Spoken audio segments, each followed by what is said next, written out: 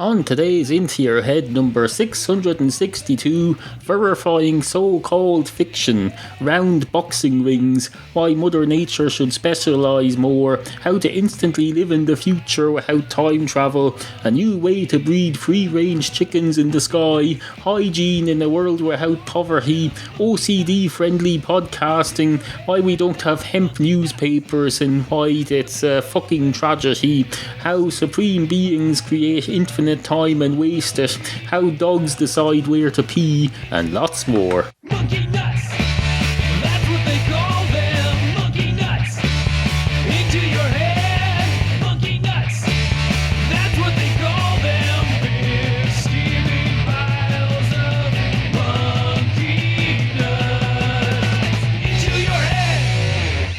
This is a prelude to the opening segment of today's Into Your Head podcast.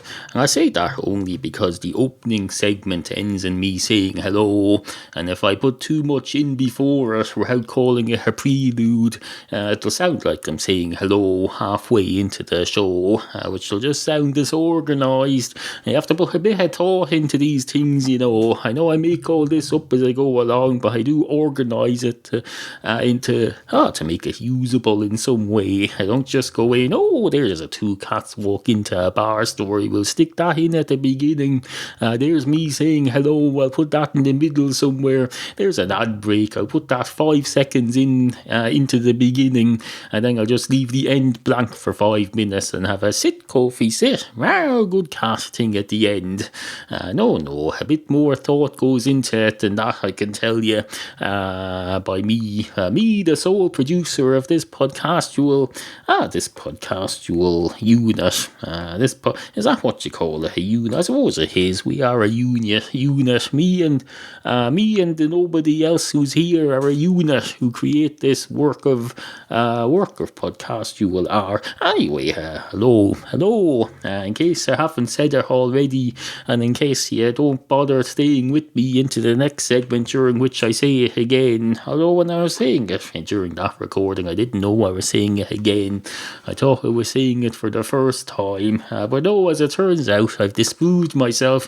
The me of the future has come in here and causing trouble, claiming to be here in the guise of putting in a prelude, but no, I have to cause trouble wherever I go to my past self. I'm surprised the future me, the further future me, doesn't step in here and interrupt myself. Maybe he will. I don't know. Who can I say what? Who am I to say what's to happen? Maybe I'm tempting fate there now.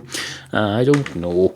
You never know with these things. At least I don't. Maybe you do. Maybe you're some sort of a frigging scientist who studies time and chance and time and motion and chance. I don't know. If you are, send me your winning lottery ticket, or just stick it in a donation to intoyourhead@gmail.com via PayPal.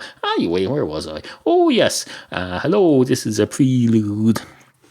It's like when you start a book and you say, here's the prelude to the book, and here's the introduction, and here's the foreword, and here's the contents page, and here's the name of the book, in case you'd forgotten this during all these pages that occur between the front cover and the beginning of chapter 1. They have another title page in there. It'll say, hello, you're reading the following book. You're fucking 15 pages into it and it hasn't started yet. And then they have a blank page for some reason, and then they have a thing saying, this book is being published by, if it ever gets written, it's being published by the following and is copyright, and here's the ISD number for OCD readers who want to arrange all their books in order. You're not a frigging library, you're a person with too many books in the year 2013 when you could be listening to podcasts and audio books instead. You fucking idiot. But no, people are still buying books. They're buying books and CDs and crap as people on the train there reading gigantic newspapers that are big enough to cover the door of the train. They'll read them and then they'll throw them in the bin. Fucking absolutely fucking ridiculous. Recycle your fucking newspaper at least. Don't fucking just throw it in some big bin in the fucking train station somewhere, you wasteful cunt. There's only so much, of course, in the old days. If they'd been allowed in the old days, if you Americans hadn't banned everything, we'd have paper now that was made from that stuff that they grow the marijuana out of. That makes fine paper, and you can grow a marijuana plant and make paper. I was listening to this on the thing the other day. I was listening to the what's his name program, and he said, they wanted to make some publisher who makes print stuff protested. They said, I want you to ban this marijuana, and the reason he wanted to do it because he didn't want some competitor coming in and making paper out of frigging hemp, because that would be much more sustainable. He would just set up his hemp factory and make his hemp paper out from his hemp forest that gets replanted every 3 months. Be very efficient. So he said he put a stop to that, and that's why you can't have drugs over there now or anywhere else. So well done. Because of you banning drugs, we have people going round with rainforests and putting them in the bin on the train platform. Absolutely fuck. What's a rainforest anyway? All forests have rain. If you got a forest that's never had rain on it, then it's a desert. It's not much of a forest. Stop with these crap. Stop with it. Anyway, here it goes. Oh yes, this is the prelude. The prelude to today's podcastual program. I didn't mean to get all serious there. This isn't a news and current affairs discussion program. Joe Rogan, that's who I was listening to. The Joe Rogan Experience, presented by Joe Rogan. He's apparently a fella who used to do programs on the television over there. He'd do Deathmatch Challenge, and he'd commentate on people beating him up on some sports channel. He'd say, here's a fella here. They're going to weigh these two fellas, and if they both agree that they're within an acceptable weight, they're going to allow each other to attempt to beat the crap out of each other. Absolutely fucking fantastic. Boxing is fantastic. You set up a rope going round in a ring, except it's square shaped, not ring shaped usually, which is a lot neater as far as I'm concerned. I'd much prefer a square ring than a freaking circular ring. How would you? If you wanted to have a true circular ring, you'd have to fucking put poles every 2 inches, and then it would still just be like a hexagonal thing or something. You couldn't make a perfect ring with a couple of ropes. You'd have to have a round, specially made round fancy thing, and then you'd hurt yourself against it. You wouldn't want boxers hurting themselves against a hard rail thing, so no, it has to be a square ring. I suppose you could have a hexagonal one, I suppose, but still. Anyway, here's the show. Two boxers walk into a ring, or climb into it rather, whatever you want to call it that. I wouldn't call pushing yourself in between two ropes to be climbing, although I suppose the ring is up on a stage, so you have to climb up onto the stage and then over one ring. But no, if that's a big ordeal for you, then you're going to have a major problem with what's ahead, which is 20 minutes of having the shit kicked out of you by someone. So I hope you're ready for it.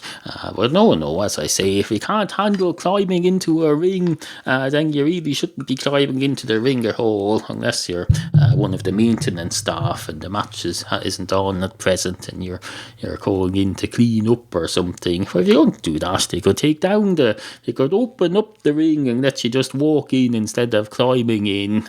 Have a bit of a step ladder to step up onto the stage. There's no need for you to be doing all the climbing through the ropes at all. Put a frigging gate in the ropes for the cleaning staff, for Christ's sake. You want some 85-year-old woman having to climb over a frigging climb over a rope fence thing just to clean up your blood. Fucking ridiculous. People need to put more thought into these things. A bit of thought injected into these things could make a world of difference. It's called design. Design. There's loads of people. There's people in college right now doing design courses, and they think, I'm going to change the world. I'm going to be the next Steve Jobs. I'm going to be the next fella in Apple who rings up Google to say, oh, I see the green in your letter G is slightly the wrong colour when it shows up on this new phone thing that I'm creating. I'm just going to have a designer work on that for you if you don't mind. No, he'll be like that. But no, design some important fucking things. And so, not the frigging gate into a ring is important. Well, it mightn't be important to you, but it's important to you if you're 94 years old and you're hired to clean up the blood in a ring. Then I can tell you, then it'll matter to you. It'll be too late to do anything about it then, because you can't go and you're unlikely to be able to get a job in design based on your CV, which will say, oh, for the last 20 years I've been mopping up blood. No, it doesn't work like that, sadly. So no, think ahead. Think ahead, as they say. So, as I say, I'm saying it now if they don't say it. So, if they don't say it, you have a recording here that you can use of me saying it. I say it again for you. I'll isolate the words to make it easier for you. Think ahead. It's also just occurred to me that this program is published under a Creative Commons No Derivatives license, and so you're not allowed to make derivative works from this. Well, I hereby waive, just for this segment, I hereby waive the No Derivatives works thing for the sole purpose that you can have you can edit out a separate thing of me saying, what was it I said? No, think ahead. Yes, think ahead. So you can isolate think ahead, and I'll allow that. But normally no derivative works are allowed of this podcast. You can do the think ahead thing. I probably should have thought of that earlier, but I didn't. Oh Christ, the irony. I didn't think of how I was going to let you use the think ahead thing legally earlier. Isn't it so? It's so ironic. Alanis Morissette will be in here now with her frigging microphone and her guitar player. They'll be going, oh, isn't it ironic? Isn't it fucking ironic? And then someone will punch her in the face and she'll say, oh, that's ironic too. And then someone else will, some brain surgeon will come in and operate on her and accidentally increase her IQ. And then she'll realise that it's not ironic at all. She'll come to her senses. Then that'll be ironic. That's the irony of it. Now, I know what you're thinking there. You're thinking, what the fuck is this? It's a Tuesday. Into Your Head podcast does not come out on a Tuesday. It comes out on Wednesdays and Saturdays at midnight GMT exactly. Well, no, not anymore. As announced quite some time ago. In fact, I dropped the strict schedule. There'll still be approximately the same amount of material on average per week. But some weeks there'll be less, some weeks there'll be more, and it won't be released according to a schedule. We're not all frigging OCD here. Well, I am a bit OCD, but you're not, and I have to cater for you, my non-OCD audience. That's not to say that I refuse to cater for OCD audiences, but if you're an OCD audience, feel free to make your own private repeater feed of my podcast and have it release podcasts on a schedule. I don't know how you do it. There's probably ways you could do that. Just keep it a private feed, because I don't want duplicates of my feed available. I make damn sure to hell as Christ it doesn't do it in a way that annoys me, because if you annoy me, I can tell you. Then if you annoy me, I can tell you there'll be wigs on the green. That's what they used to say back in the old days. They'd say there'll be wigs on the green, meaning there'd be a fight on the green and there'd be wigs flying all over the place, because apparently wigs used to fly all over the place. Well, unlike chickens and hens, which supposedly have wings but they can't fly, wigs can fly. We'd be able to make all sorts of artificial apparatuses that can fly, even though they're not. I used to have a bear that could fly. My father would throw across the room. He'd say, "Flying lessons, Bowsy," and Bowsy would fly across the room. Didn't have any wings at all. Was probably made, ironically, from sheep stuffing, wool made from a sheep. And yet he could fly. A frigging chicken supposedly can't fly. We don't know, because we keep them under cages. If they can't fly, you don't need to be keeping them in a frigging cage. Put them in a frigging, I don't know, put them in a thing in the sky. Hang them in a thing in the sky, because they're not going to try and fly out of it. Just put them on a platform on a cloud somewhere. It'll save space. You'll be able to give them loads of space on the cloud. Chickens are light. You could just put them, if you can make an artificial cloud strong enough to hold the weight of a chicken, then you could make a huge open space that wouldn't cost you any money and property. You could just have a floating chicken farm and have free range chickens. They'd be able to, they'd have miles and miles and miles of cloud surface to walk around on, and they'd have fantastic fresh air. It'd be absolutely fucking fantastic. That's how you do free range chicken farming. Don't give me any of this crap. In fact, now that I think about it, they'd probably be raised so healthily then that they'd probably, their wings would evolve and they'd develop the ability to fly. But we'll deal with that when the time comes. Evolution doesn't happen overnight, unlike non-evolutionary stuff. Stuff like, for example, the Great Flood that Noah dealt with, that happened overnight. No, the thing about the evolutionary stuff is that you have millions of years to deal with it. You don't get millions of years to deal.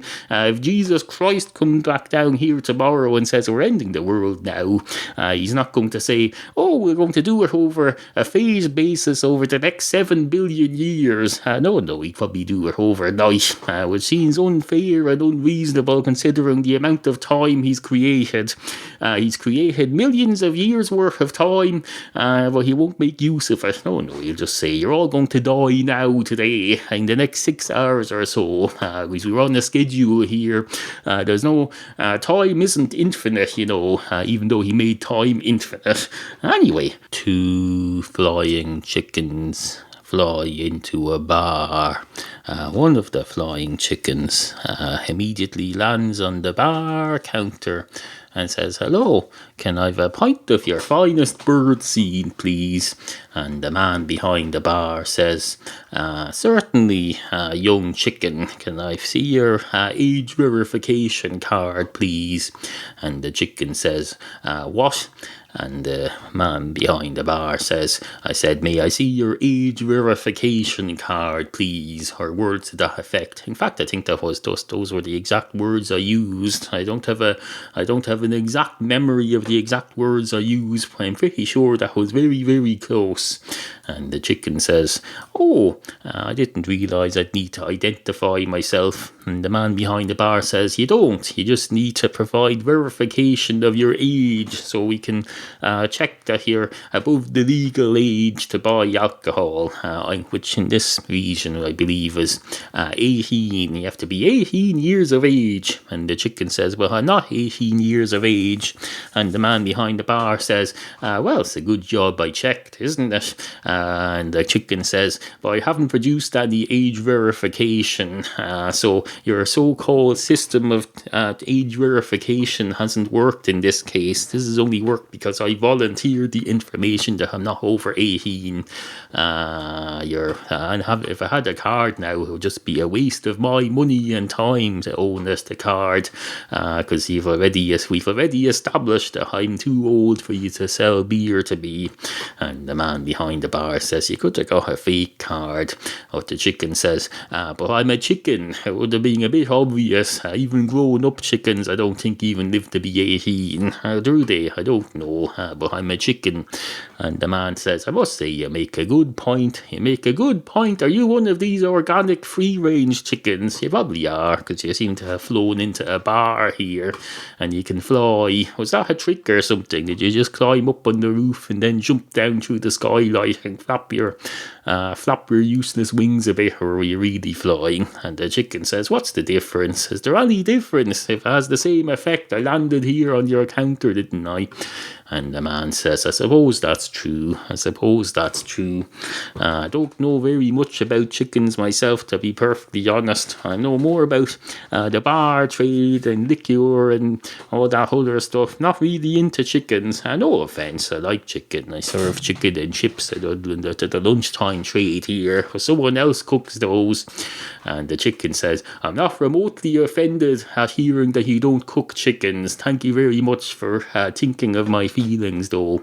And then he says, anyway, have a glass of orange juice, please. And the man behind the bar says, do chickens drink orange juice? And the chicken says, well, we're about to find out, aren't we? And the man says, I suppose we are. Would you want ice with that? And the chicken says, no, thank you, no ice. I'd like to warm up a bit. I've been outside in the cold. And the man says, fair enough, here's your orange. And the chicken says, I didn't ask you for an orange, I asked you for an orange juice. And the man behind the bar says, I can't just hand you a liquid, it has to be contained in something, so it's contained inside this orange. And the chicken says, I suppose that's fair enough. Would you mind peeling it for me? And the man behind the bar says, not at all, wouldn't mind that at all. Do you want the peelings or the orange itself, or both? And the chicken says, I don't know, which do you recommend? And the man behind the bar says, well, I've never tried to eat orange peel. I've only eaten orange itself, and I have to say I was quite happy with it. Although who's to say that peel doesn't taste better? I don't know. I suggest you try both. The chicken says, fair enough. So he takes the chicken takes the orange and the orange peelings, has a lick of the orange peeling. He says, Christ, that's very dry. That's made me thirsty now. Can I have a glass of orange juice, please? And the man behind the bar says, certainly, sir. Would you like ice with that? And the chicken says, no, thank you. And the man gives him a glass of orange juice, and the chicken downs it in one. And he says, oh, that went down very quickly. I better be careful. I better slow down before I turn into a duck or something. I'll get an orange beak. And the man behind the bar says, does that really happen? And the chicken says, I don't know. I think it's just a cartoon thing. And the man behind the bar says, but you're not a cartoon. And the chicken says, I never said I was. Did I? Did I say I was a cartoon? I don't think I did. I'm pretty sure I didn't. Do you want to check back the notes of this or something and see if there's any record of me saying that I'm a cartoon? I think you'll find there isn't. And the man behind the bar says, okay, everybody calm down, take a chill pill, have another sip of orange juice. Do you want another orange juice? And the chicken says, no thanks, I still have to tackle this orange that you gave me for some reason. Let's see, I suppose I just tear her apart with my clothes and then lick her up off the counter. And the man behind the bar says, do chickens lick stuff up off floors? I don't think I've ever seen that. I think they just stab their beak at bits of corn and hope they jump up into their face so they can chomp on them. I don't think they really lick stuff, although they must do. Do they drink water? They must, surely to Christ, they must be able to lick stuff. I don't know. Or do they drink it from a trough? I don't know. And the chicken says, I don't know either. I just do it automatically. It's on impulse, so I don't know. Never really thought about it. There's such a thing as overthinking things, you know. And the man behind the bar says, I suppose that's true. Well, it's probably time for an ad break now, is it? And the chicken says, it is indeed. This kind of crap has to finance itself, you know, nowadays during a recession. The man says, that's true. IntoYourHead.com. Support the podcastual arts at no cost to you. Just click through the Amazon link at IntoYourHead.com whenever you go shopping for anything, even if you use Amazon UK or Canada. We'll take your weird foreign money here. We're not proud. Just visit IntoYourHead.com and click on the appropriate Amazon banner. If you would like to comment on any of the issues raised in this program, email studio@IntoYourHead.com. Remember, we value the opinions of you, the humble and ignorant listener. Matchstick cats. Matchstick cats. Matchstick cats. Matchstick cats and stuff. Or do you know somebody who might be? Then tell yourself about Matchstick Cats, Neal's webcomic. Brand new episodes at intoyourhead.com. Cats and stuff. Intoyourhead.com. Monkey nuts. That's what they call them. They call them big shit-eating, shit-steaming. There's a bird walking. There's a bird walking along the wall along which cats usually walk. It's gone now. There's a big fucking huge black bird. I don't know if it's a black bird. I'm not familiar with my bird types. They all look the same to me. They're just things that my cats kill and eat. I don't know. The interstate cat highway, a tall wall which separates this estate from the next one and is fully visible from my studio window and is usually traversed by cats as they leave and approach the house. It was being traversed by a walking bird. Here I am doing a whole show that's full of chickens evolving and stuff, and on the very day that I'm doing that, I see a bird walking along the cat wall. Is it evolving into a cat, or is it trying to pursue a cat, or is it, I don't know, is it scaping out the area to see if it's cats, if it's full of cats, which indeed it is. This road is full of cats. There's at least 7 cats living in this road at the moment, all of whom belong to me. Some of the neighbours have cats too, so it's a very cat-dense area. So if you're a bird who comes in here looking for a safe hideout, for one thing, it's a big, huge open green area with only walls on 2 sides, which are patrolled by cats all the time, so I wouldn't really call it a safe hiding place if I was a bird. Although if I was a bird, I wouldn't understand any of this. I'm not frigging Dr. Dolittle here. They're not going to understand it. Dr. Dolittle, incidentally, could talk to the animals, but they couldn't understand the fucking word he said. So let's not get too excited over that. For another thing, he was fictional, supposedly. We're told, that's another thing now, we're told in these fictional books, they'll say, this is a fictional story, which for a start is a lie. It's a real story that exists. If you're holding it in a book in front of you, it's a real story, but then they'll say, the people in this are fictional, they'll claim, but they don't provide any proof of this. Don't believe everything you hear, especially in the introduction to a work of fiction, because that's all lies. They'll say, the people in here aren't real. Who says they're not real? Show me some scientific proof, and then I'll look into it. Give me some evidence. The foreword to a work of fiction should be written by a journalist with some scientific experience who can do a little investigation and determine as an independent commentator whether or not it is truly fictional what's happening in the book. Because otherwise, what's the point? The whole point of fiction is that you apply some of it to your real world. Otherwise, you might as well be just we might as well all be just living in a video game all the time, in a massively online worldwide internet game. One of those things the kids play. They go into World of Warcraft and say, hello, I'm going to get myself an avatar here. He's going to look like me, except less real. And then I'm going to abandon myself and climb into the video game and go around spending virtual money on virtual things and enjoy it. Partly virtual things are very enjoyable because they don't bring with them as many responsibilities. Real things, this real coffee cup here, for example, I did enjoy its contents, but in due course now I'm going to have to bring it downstairs and wash it because that's my responsibility. And then if I want to ever enjoy it again, I'm going to have to set up the coffee machine to go again and put coffee in it.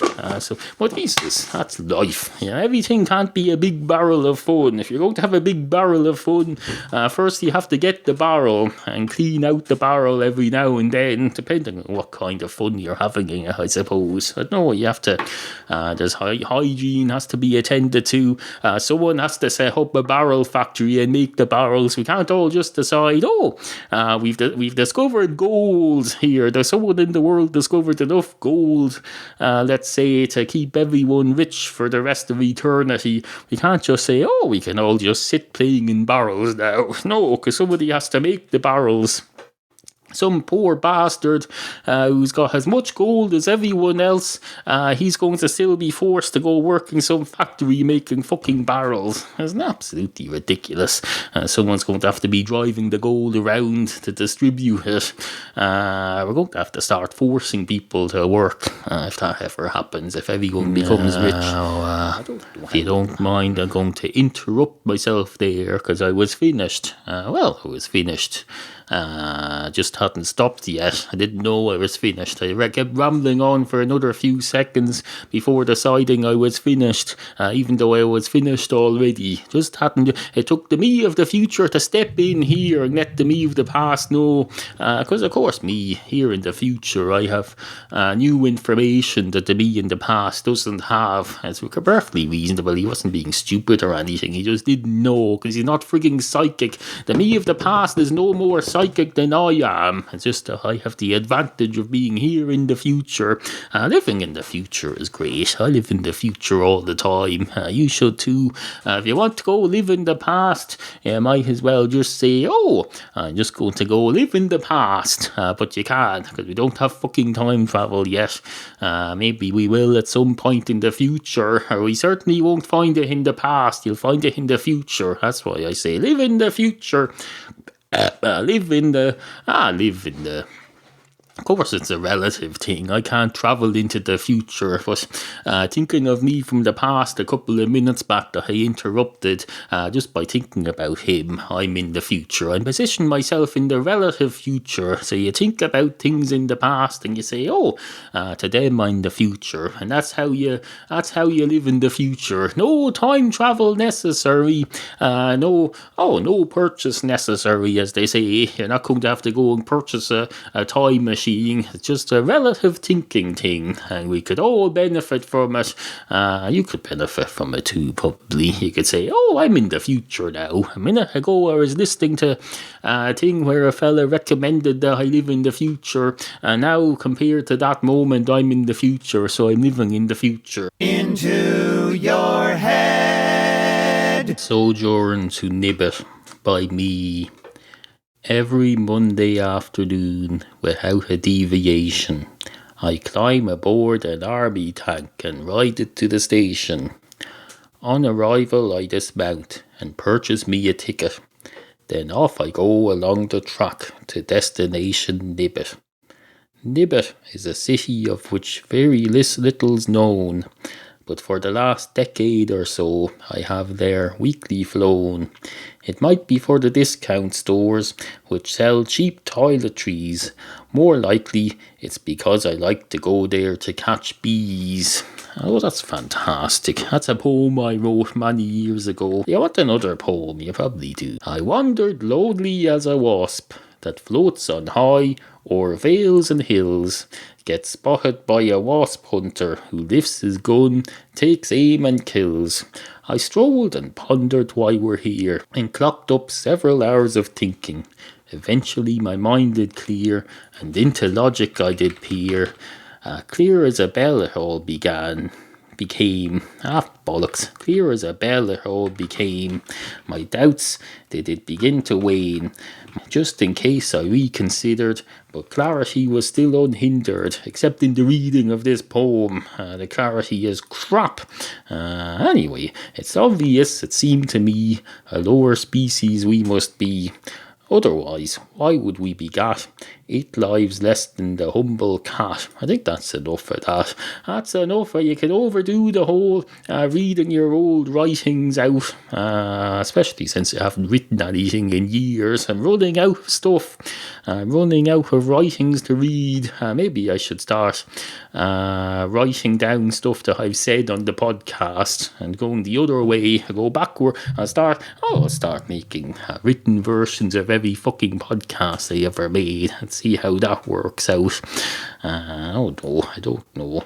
Anyway, I know what you're thinking there. You're thinking today's show seems a bit subpar, if you don't mind me saying so. I don't mind you saying so, but you're not saying so, you're thinking it. You're thinking it and not saying it out loud, so you're being dishonest in your silence.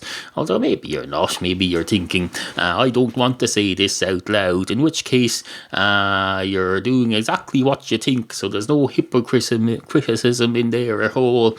You're not being a hypocrite, that is to say. If you think, I don't like today's episode, but I'm not saying it out loud, and then you don't say it out loud, then you're not being a hypocrite. Unless, in fact, you do really like this podcast, and you're thinking, I don't like this podcast, then you're being dishonest. You're being dishonest, you're lying to yourself. And to what end? What end does that serve? What purpose does it serve? I don't know. Can't imagine what. Maybe you're trying to do a positive thinking thing, where you're thinking, I'm trying to enjoy this bad podcast, so I'm going to think, I like bad podcasts, and then I'm going to think this is a bad podcast, and that'll be an exercise in positive thinking. No, that doesn't work, because if you go by the sort of thing that you people say, you probably think, if I tell the universe that this podcast is bad, then the universe will just give me loads of bad podcasts now forever.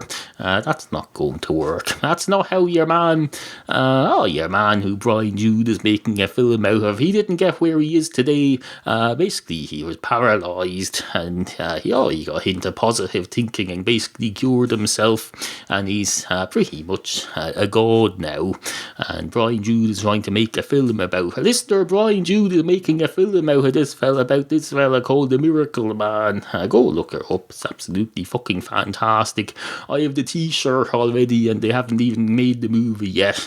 It's on the way though. Anyway, this fella didn't get where he is to say it today by saying, look at me, I'm paralysed, I'm just going to give up and die now. He did not. He said, fuck this for sure, a load of shite. I'm going to get up off this bed, and I'm going to walk. I'm going to walk all the way around the world, and then I'm going to become an astronaut. And that's pretty much what he's doing now.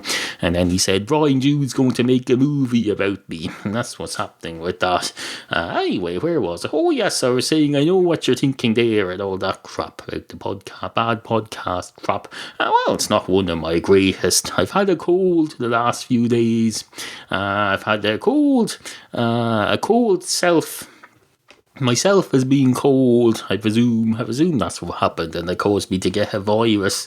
Don't worry, not AIDS or SARS or anything, just the common cold, a bug standard common cold.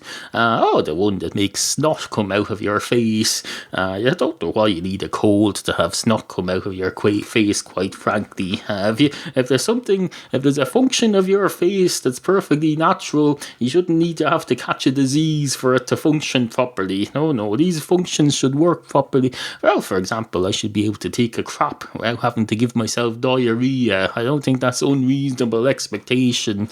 I blame bad design. Bad design by Mother Nature, stupid bitch. Mother Nature, she spent half of her training was spent in nursing, and then she goes and decides, I'm going to be responsible now for the design of humankind and its evolution and all sorts of things for 8 million different species. Has she ever heard of specialising? No, you can't have the same person responsible for everything. A brain surgeon does not know anything about the feet, and he certainly doesn't know anything about rainforests. No, specialise, you stupid bitch. Mother Nature. I specialise in nature, the nature of a whole ecosystem of a whole planet and the 85 million different types of creatures living on it. She probably covers aliens as well. I don't know. Fucking ridiculous. Mother Nature, get a grip. You're listening to Into Your Head, hosted by Neal, Ireland's version of the Octomom. Except he's a dude. And has cats. 2 dogs walk into a bar. one of the dogs goes straight up to the bar counter and says, "Hello, would you mind if I urinate here?" And the man says, "Oh, not at all, go ahead. Second door down the end." And the dog says, "Oh, I was hoping I could just urinate here against your bar counter, because it's got a nice little corner here, I could do it. But no, I suppose I'll go down there to the door." And the dog goes down there to the door, and he realises it's an aluminium door, and he says, "Oh, I'd be very self-conscious urinating against an aluminium door. There's splatters all over the place. You can see the drips running down it for ages. And the door just soaks in and disappears. Just looks like a bit of a shadow on the wood." So he goes back up to the barman and says, "Thank you very much, but I think I'll save it for later." And the man behind the bar says, "Certainly, sir. Would you like a glass to put it into, and I'll put it in a doggy bag for you?" And the dog says, "Yes, please. Wait a minute, what do you mean?" And the man behind the bar says, "Oh, it's just a joke. You said you were going to save it for later. So I thought you might like to urinate into a beer glass and then put it in a doggy bag and bring it home with you because you're saving it for later." And the dog says, "Are you making fun of me?" And the barman says, "Oh, no, no, no, no, no, no, no, no, no, no, no, no, no, no, no, no, yes, but only in a friendly way. I'm laughing with you, not at you." And the dog says, "Well, I'm not laughing, nor am I capable of laughing. I'm a dog. Have you ever seen a dog laughing?" And the barman says, "Now that you mention it, no, but I'm more of a cat person myself." And the dog says, "Fair enough. Have you ever seen a cat laughing?" And the man behind the bar says, "Well, there's a thing on YouTube where there's a cat looks like it's smiling its head off and laughing a bit, although I suspect it's not really a laugh." And the dog says, "Exactly, it's not really a laugh. You suspect right, it's not really a laugh. Animals don't laugh. We've got more important things to attend to. There's more to life than being amused, or expressing amusement. There's more to life. This species and this world and this civilization didn't get where it is today by laughing at other species trying to figure out how to have a piss in one of your artificial buildings that you seem to insist on living in nowadays since the Industrial Revolution." And the man behind the bar says, "Relax there. Take a chill pill, doggy-o. Take a chill pill or get an injection of some kind. Whatever your equivalent is. Calm down. Would you like a pint of Guinness?" The dog says, "Yes, please. I'll have a pint of your finest Guinness, thank you." And the man behind the bar says, "Well, you can't have one because you're a dog. Dogs don't drink Guinness, at least not while I'm in charge here. Maybe over my dead body they will. In fact, they probably will then, because they'll have a little celebration because the man who stopped dogs from drinking beer all their lives is now dead. But until then, no beer for you." And the dog says, "But Guinness isn't a beer, it's a stout or something, isn't it?" And the man behind the bar says, "They're pretty much all come under the umbrella term beer, even though it's not the formal name for that group, just as dogs come under the umbrella term of dogs. You're not just a dog, you're probably some sort of an Alsatian or a Cocker Spaniel or a Jack Russell or some other breed. I don't even know what you are. What are you?" The dog says, "That's none of your business. I don't come up to you and say, 'What race are you?'" And the man says, "That's because it's obvious. You can determine someone's race usually just by having a glance at their face. It's not difficult, but it's more difficult with a dog." And the dog says, "No, it's not. We're all entirely different. A Jack Russell is a little black and brown thing with a shitty little tail. An Alsatian is a huge thing that's eating your face off if you're not careful. They're very easy to tell the difference.